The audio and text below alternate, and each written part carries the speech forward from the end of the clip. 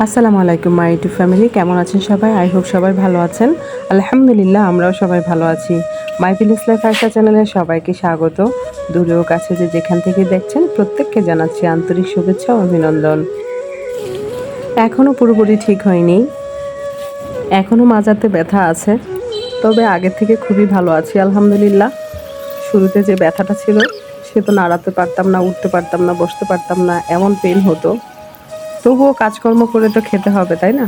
তো সেজন্য মনের শক্তি দিয়ে চলা আর কি। তবে এখনো পর্যন্ত ভারী কোনো কাজ করার সাহস পাইনি।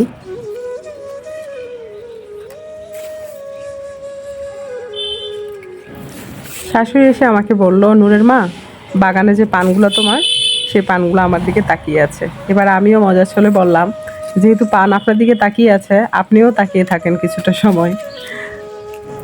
আমার এই পান গাছটি বহু বছর আগে কেনা। তখন আমার শাশুড়ি আমার সাথে নতুন নতুন থাকা শুরু করে।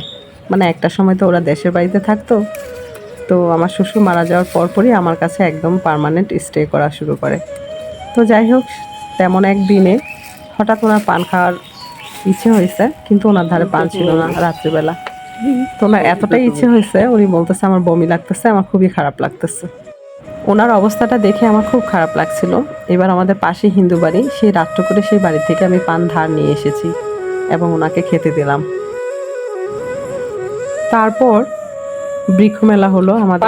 ছোট ছোট বয়স্ক আছে, কিন্তু কাকারে ছোট অনেক আপুরা আমাকে কমেন্ট করেন আমি কোথায় থাকি, তো আমি বলে দিলাম আমি নারায়ণগঞ্জ জেলা ২৫০০ থানা, ওইখানে আমি থাকি। তো যাই হোক, এখানে একটা বৃক্ষ মেলা হয়েছিল, তো সেইখান থেকেই গাছটা মূলত আমার শাশুড়ির উদ্দেশ্য করে কেনা। মাশাআল্লাহ, বহুত পান হয়েছে এই পর্যন্ত, উনি খেয়েছেন। মাঝে মাঝে অনেকেই নিয়ে গেছেন, এসে যারা জানতো আমার বাসায় পান আছে এসে নিয়ে যেত।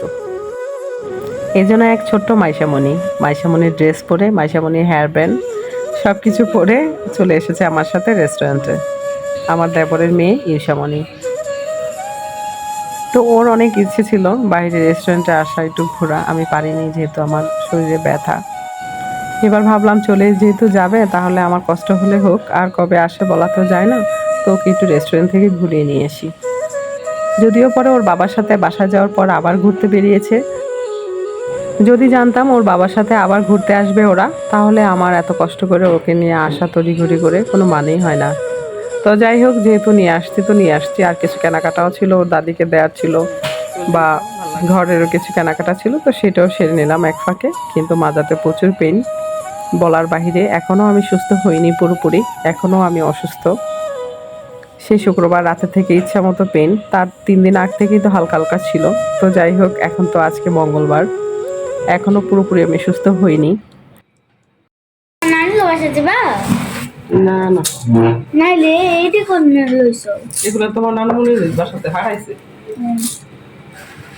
আমার বাড়িছে হুম, একটা খাইছিলাম, না দুইটা দুইটা। দুইটা খাইছো? হুম, এই যে দুইটা বানাইলাম। অনাবরে যে বিচারটা ছিল এটা মধ্যে ইয়ে করে বানাইছে উপর থেকে দিছি। আমদা বানাইবা? ওপর দিলে বাবু আমি বাইরে আমদা দুধদার মুড়ি দেন। চিনিটা কই? চিনি চিনি কোথায় জানি দেখছি। চিনি পান করে আজকে এমন হচ্ছে কেন? কাকা সঙ্গে ফট অনেকটা এনথিয়া, হেনেকটা হেনেকটা এনথিয়া। কফি বানাইছে, এই যে জায়গায় রাখবে না তোমার শাশুড়ি দেশ। সব করবো ভিডিও। হুম, ইয়া।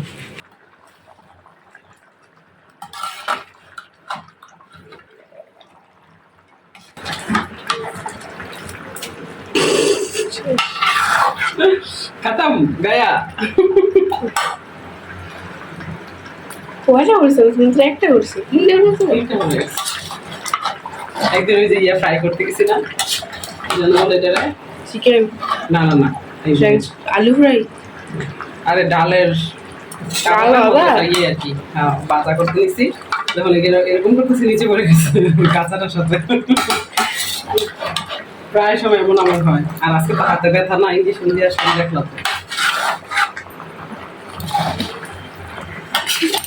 নাড়াইতে পারতেছি না ব্যথায়। এক ব্যথা সারাই দিলে আরেক ব্যথা হয়ে গেছে। কিছু করার নাই, সংসার ধর্ম সংসার জীবন পালন করতে হবে, তাই হোক।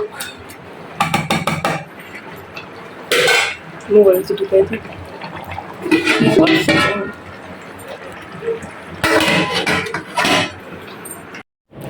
তো অনেক কষ্ট হওয়া সত্ত্বেও রান্না করছি।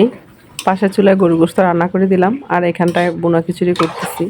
তো ঈদের পর থেকে তো আর ভুনা খিচুড়ি করা হয়নি, তো আজকে ভাবলাম ভুনা খিচুড়ি করে দিই।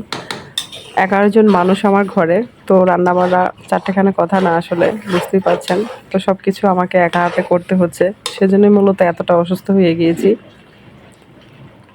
জন্ম মৃত্যু আল্লাহর হাতে, আসলে এ নিয়ে আমরা আফসোস করতে পারি, শোক করতে পারি, মায়া দেখাতে পারি অল্প সময়ের জন্য, কিন্তু এটা আমাদের মনে রাখতে হবে, আল্লাহ তাআলা থেকে বেশি মায়াদারি পৃথিবীতে কেউ নেই।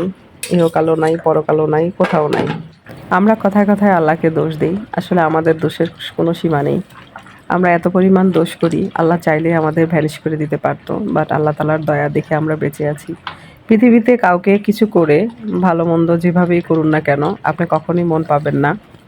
আমরা আল্লাহ তাআলার দয়ায় বেঁচে আছি পৃথিবীতে, তবুও তো আল্লাহ তাআলাকে কত মানুষ কত কথা বলে, আল্লাহ এই করছে সেই করছে, এটা না করলেও পারতো, এই সেই খাবি যাবি।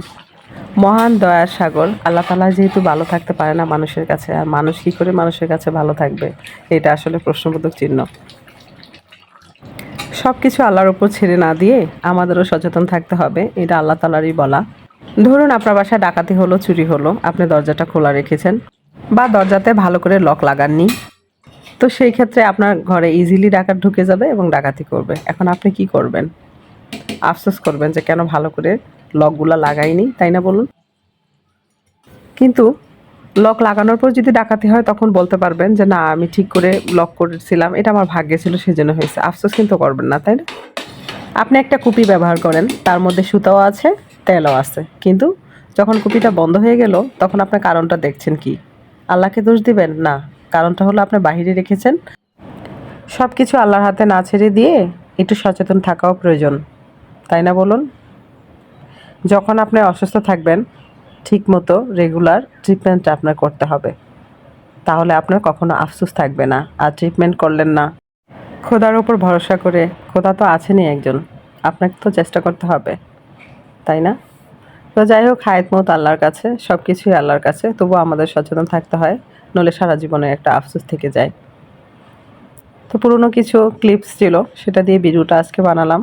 বন্ধুরা, যদি আমার ভিডিও আপনাদের ভালো লেগে থাকে, তাহলে লাইক করবেন, শেয়ার করবেন, পাশে থাকা বেল আইকনটি ক্লিক করে দিবেন, যেন নেক্সট ভিডিও পোস্ট করার সাথে সাথে নোটিফিকেশনটি পেয়ে যান। আজকের মতো এখানেই রাখছি। ভালো থাকবেন, সুস্থ থাকবেন, পরিবারকে সময় দেবেন, আর অবশ্যই পজিটিভ থাকবেন। আল্লাহ হাফেজ।